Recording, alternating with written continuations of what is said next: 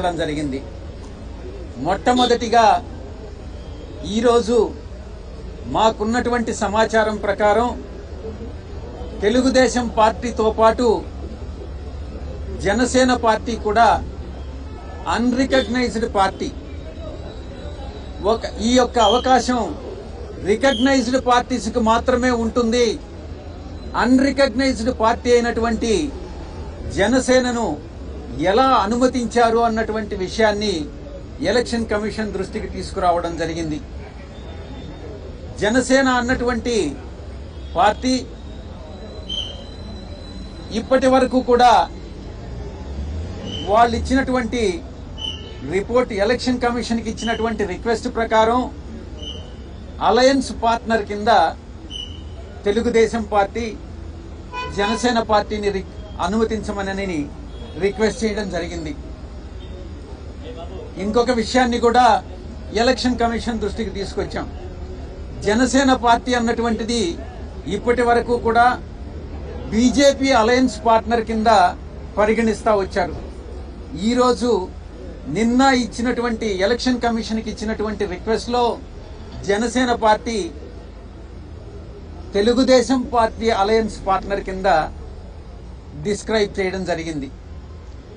Janasena party ఈరోజు నిజంగా ఆలోచిస్తే బీజేపీతో అలయన్స్ పార్ట్నరా లేక తెలుగుదేశం పార్టీతో అలయన్స్ పార్ట్నరా అన్నటువంటి విషయాన్ని క్వశ్చన్ చేస్తూ ఎలా ఎలక్షన్ కమిషన్ అనుమతించడాన్ని మేము వాళ్ళకి నివేదించాం.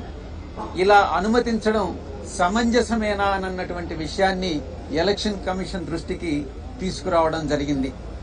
ఇక రెండవ విషయం, జనసేన అన్నటువంటిది unrecognised political party. Glass symbol అన్నటువంటిది ఒక జనరల్ సింబల్. అటువంటి సింబల్ని గతంలో 2019 ఎన్నికల్లో గడిచినటువంటి ఎన్నికల్లో glass symbol throughout the state ఇవ్వడం జరిగింది.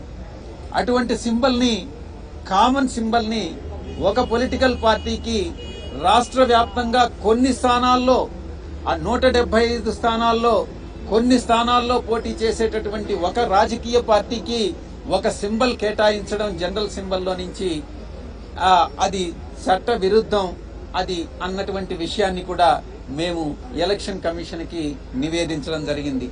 ఈ రెండు విషయాలు కాకుండా మరొక విషయం, మూడవ అంశం,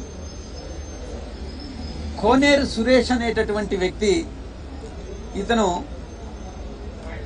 తెలుగుదేశం పార్టీ ఎలక్టోరల్ సెల్ లో ఏదో సమ్ పొజిషన్ లో ఉన్నాడన్నమాట.